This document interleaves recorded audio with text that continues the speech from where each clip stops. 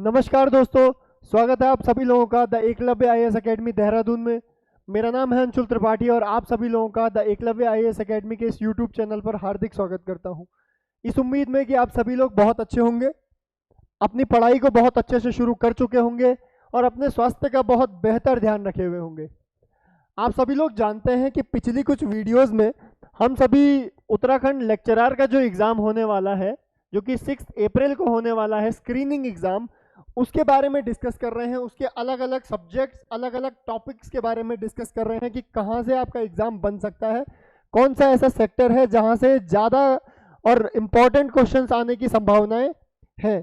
तो हम जीएस के बारे में बात कर रहे हैं। जीएस में एक टॉपिक हिस्ट्री इसीलिए क्योंकि हम जानते हैं कि यहाँ से जीएस में काफ़ी अच्छे और काफ़ी मुश्किल क्वेश्चंस बन सकते हैं, काफ़ी कॉम्प्लिकेटेड क्वेश्चन बन सकते हैं। पिछली बार हमने देखा था, लास्ट वीडियो में हमने देखा था कि बौद्ध धर्म जो है वो हीनयान और महायान 2 भागों में टूट गया है। यहाँ तक हमने बात की थी। हमने कहा था कि जो नेक्स्ट वीडियो होगी उस पर हम चर्चा करेंगे जैन धर्म के बारे में, क्योंकि हमने एक बात देखी थी कि जब 16 महाजनपदों का उदय हुआ तो 16 महाजनपदों के उदय के समय साथ साथ बहुत सारे धर्म बनने लगे। क्यों? क्योंकि समाज में बहुत सी कुरीतियां, कुप्रथाएं चलने लगी जो हर एक इंसान को अच्छी नहीं लग रही थी। जिसको उसके लाभ मिल रहे थे उसे तो वो अच्छी लग रही थी, लेकिन जिनको उनका भुगतान करना पड़ रहा था, जिन्हें हर्जाना देना पड़ रहा था, उन्हें वो प्रथाएं बिल्कुल अच्छी नहीं लग रही थी। इस कारण से समाज में अलग अलग बहुत सारे धर्मों का उदय हुआ। इसी क्रम में तो हमारे पास बहुत इंपॉर्टेंट धर्म है। एक है बौद्ध धर्म, जो कि हम पिछली वीडियो में पढ़ चुके हैं, आप लोग जाके देख सकते हैं। और दूसरा है हमारे पास जैन धर्म। ठीक, एक बात है, एक क्वेश्चन आता है कि बौद्ध धर्म महात्मा बुद्ध के नाम से जाना जाता है, गौतम बुद्ध, क्योंकि वो फाउंडर थे। लेकिन जो जैन धर्म है वो बहुत ज्यादा जाना जाता है महावीर स्वामी के नाम से। अब इसमें कौन सी नई बात है? नई बात यह है कि बौद्ध धर्म के फाउंडर तो थे गौतम बुद्ध, तो उनके नाम से जानना बहुत सही बात है, लाजमी बात है। लेकिन जैन धर्म को उनके 24वें तीर्थंकर फाइनल जो थे उनके नाम से इतना क्यों जाना जाता है? पहला प्रश्न ये हमारे दिमाग में आना चाहिए। तो कारण ये हो सकता है कि बौद्ध धर्म का प्रचार प्रसार गौतम बुद्ध के समय पर ही बहुत ज्यादा हो चुका था। जैन धर्म का प्रचार प्रसार हो रहा था हालांकि, लेकिन महावीर स्वामी के समय पर जैन धर्म का प्रचार प्रसार अपने पीक पर पहुंचा। इसी कारण हम महावीर स्वामी के नाम से जैन धर्म को ज्यादा पढ़ते हैं, ज्यादा जानकारी लेने की कोशिश करते हैं। ठीक, अब देखें, अब फैक्ट पे आती है बात, कहां पर आयोग आपको किस तरीके से परेशान करता है। ठीक, तो जैन धर्म के संस्थापकों को क्या कहा जाता है? तीर्थंकर कहा जाता है। मतलब जैन धर्म में समय के साथ साथ अलग अलग क्या हुए? टीचर्स हुए। ये मान के चलते हैं हम, अलग अलग क्षेत्र में क्या हुए? अलग अलग टीचर्स हुए जिन्होंने जैन धर्म को फैलाने का काम किया। ठीक, उन्हें कहा जाता है तीर्थंकर। तो टोटल 24 तीर्थंकर हुए जैन धर्म में। तो पहले का नाम पूछा जाएगा, ये बहुत लाजमी बात है। लेकिन यहाँ पर कैच क्या है? ऋषभदेव और आदिनाथ दोनों एक ही इंसान का नाम है। और कभी कभी आयोग क्या करता है, लास्ट पेपर में किया था कि ऋषभदेव की जगह ऋषभनाथ कर दिया या फिर आदिदेव कर दिया। हालांकि वो एक गलत तरीका है, लेकिन फिर भी अगर आपके पास ऑप्शन में आ जाता है तो हमें करना पड़ेगा। ठीक, तो हमें यही ध्यान रखना होता है। इसके बाद सीधा जो 22वें तीर्थंकर थे, इनका नाम बड़ा फेमस होता है। इनका नाम था अरिस्टनेमी। ठीक, तो प्रश्न सीधा सीधा पूछा जाता है कि जैन धर्म के 22वें तीर्थंकर कौन थे? तो थे अरिस्टनेमी। ठीक, इसके बाद 23वें, 22, 23, 24 तीनों इंपॉर्टेंट है। साथ साथ जो फाउंडर थे, पहले थे, वो भी इंपॉर्टेंट है। ठीक, तो 23वें तीर्थंकर कौन थे? पार्श्वनाथ काशी। अब इनको क्यों माना जाता है, ये क्यों फेमस है? इन्होंने 4 आचरण दिए। आचरण बेसिकली किसे कहा जाता है? हम अगर कॉमन टर्म में मान ले तो इंग्लिश मीडियम वाले बिहेवियर को मान सकते हो आप लोग, कि हमें उन्होंने 4 चीज़ें बताई कि आप नॉर्मली ऐसे बिहेव करें, अपने जीवन को ऐसे जिए, इस तरीके से जिए, अपनी लाइफ में इन चीज़ों को ऐड कर दे। ठीक, तो पहला कहा उन्होंने सत्य, ट्रुथ। भाई जी हमेशा सत्य बोलना इम्पोर्टेंट है जैन धर्म के अनुसार। ठीक, दूसरा कहा इन्होंने अहिंसा।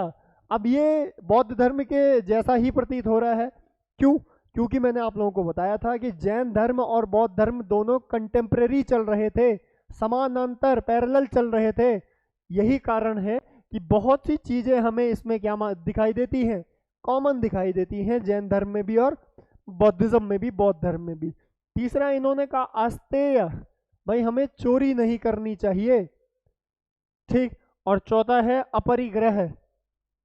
अपरिग्रह का अर्थ है अपने हमें संपत्ति, प्रॉपर्टी का संचय नहीं करना चाहिए। कारण ये बताया उन्होंने कि अगर कोई भी व्यक्ति संपत्ति का संरक्षण करेगा, संचय करेगा, तो उसके मन में एक लालसा पैदा होती है, एक लालच का भाव पैदा होता है। ठीक है, ग्रीडीनेस पैदा होती है। तो यही कारण था कि सभी धर्म जो इम्पोर्टेंट हुए, बौद्ध धर्म और जैन धर्म, इन्होंने संपत्ति ना रखने की बात कही। ठीक है, तो ये हमारे पास इंपॉर्टेंट है जैन धर्म से रिलेटेड। नेक्स्ट है हमारे पास जो 24वें तीर्थंकर थे, वो थे कौन? महावीर स्वामी। और इनके बारे में ही हम पढ़ते हैं क्योंकि फैक्चुअल क्वेश्चन यहीं से पूछता है, इनसे ही पूछा जाता है। ठीक, सिंपल सी बात है। 540 ईस्वी में इनका जन्म हुआ था। कहाँ हुआ था? कुंडग्राम में हुआ था, वैशाली बिहार में, जो आज सिचुएटेड है, वहां पर लोकेटेड है। वहां पर इनका क्या हुआ था? जन्म हुआ था। इनका वास्तविक नाम क्या था? ओरिजिनल नेम था इनका वर्धमान। ठीक, इनके पिता का नाम था सिद्धार्थ और माता का नाम था त्रिशला। ठीक, तो बेसिक क्वेश्चन पूछे जा सकते हैं कि अब आपको गौतम बुद्ध और महावीर स्वामी में कंफ्यूज कर सकता है कि किसके माता का नाम क्या था, या फिर स्टेटमेंट दे देगा कि इनकी माता का नाम ये था। अगर सपोज दे दिया महावीर स्वामी के पिता का नाम शुद्धोधन था, तो स्टेटमेंट एक बार क्लिक करने के लिए टाइम लगता है कि हमें गौतम बुद्ध की बात हो रही है कि महावीर स्वामी की बात हो रही है। ठीक है, तो ये याद रखना है कि सिद्धार्थ था, शुद्धोधन नहीं था, वो गौतम बुद्ध के पिताजी का नाम था। ठीक है, इनकी पत्नी का नाम क्या है? Most important confusion. Gautam Buddha की क्या था? यशोधरा। इनकी पत्नी का नाम क्या था? यशोदा। ठीक है, अब इन्होंने भी त्रिरत्न के कॉन्सेप्ट के बारे में बताया, मोस्ट इंपॉर्टेंट है। ठीक, इन्होंने त्रिरत्न कॉन्सेप्ट के बारे में बताया। इनकी मृत्यु हो गई थी 468 में, 72 वर्ष की आयु में। ठीक, त्रिरत्न के कॉन्सेप्ट के बारे में बताया इन्होंने। पहला इन्होंने कहा सम्यक दर्शन, फिलॉसफी।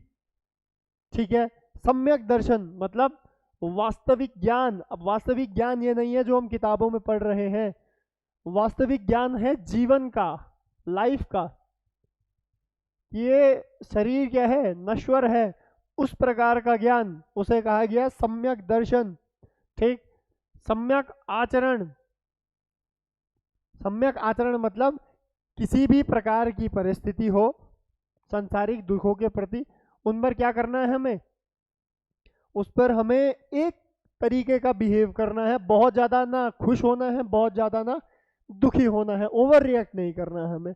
तो समभाव का मतलब यही है। और तीसरा है हमारे पास सम्यक ज्ञान। मतलब ज्ञान क्या है? कि जो ट्रुथ है, जो बात सत्य है, उस पर हमेशा अडिग रहना, उस पर हमेशा विश्वास बनाए रखना कि भाई चाहे कितने भी लोग हों कंपटीशन में, जो बात सत्य है वो बात सत्य है, हम उसे ही एक्सेप्ट करेंगे। ठीक है, तो ये त्रिरत्न थे।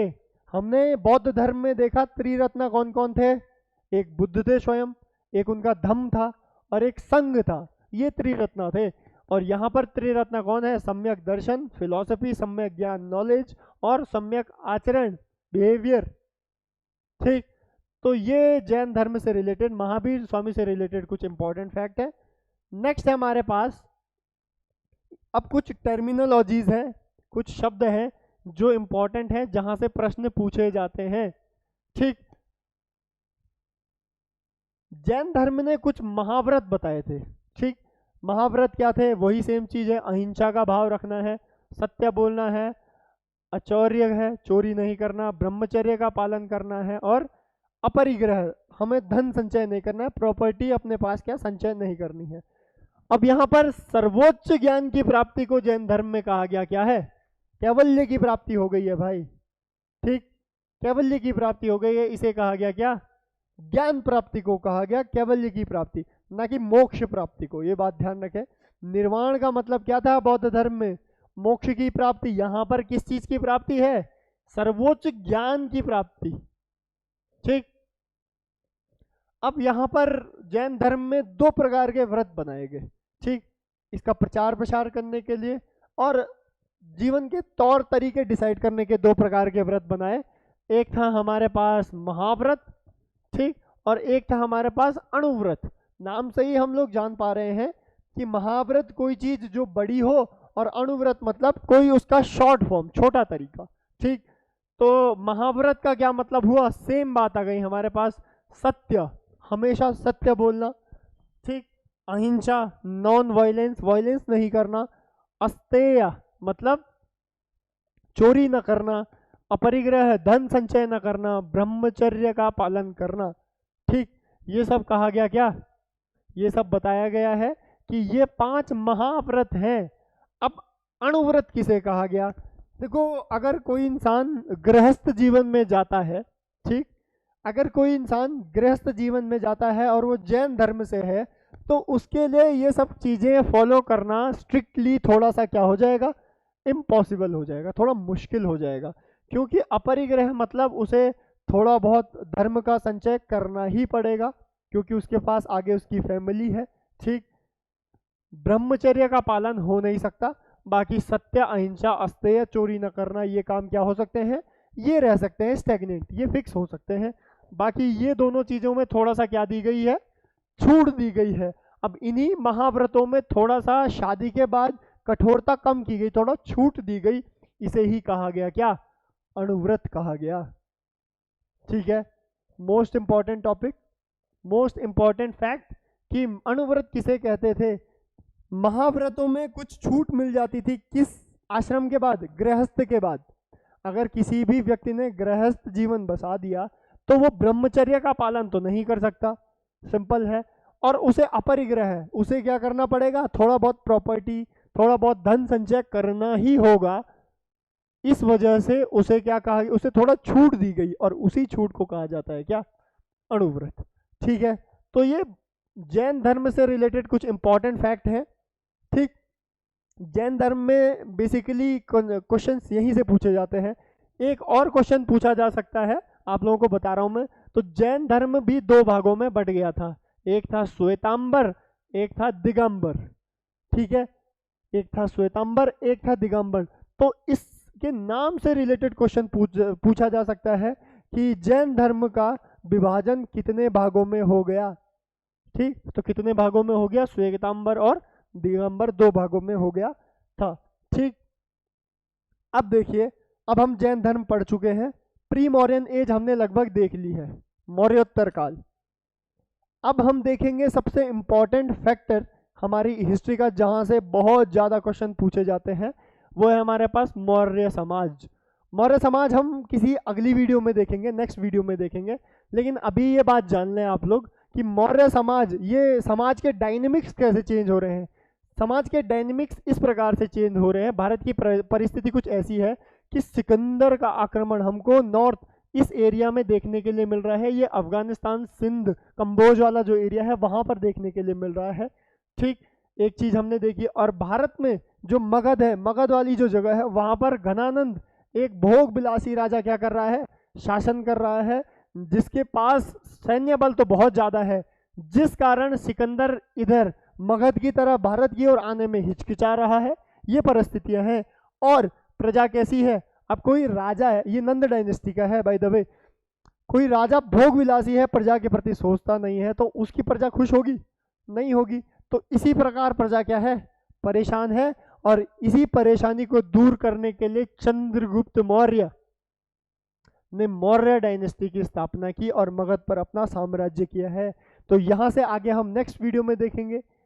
तो आप सभी लोग अगर लेक्चरर एग्जाम की स्क्रीनिंग की तैयारी करना चाह रहे हैं, आप अगर देहरादून में स्थित हैं, अगर आप देहरादून में रहते हैं बेसिकली, तो आप देहरादून में इंस्टीट्यूट विजिट कर सकते हैं।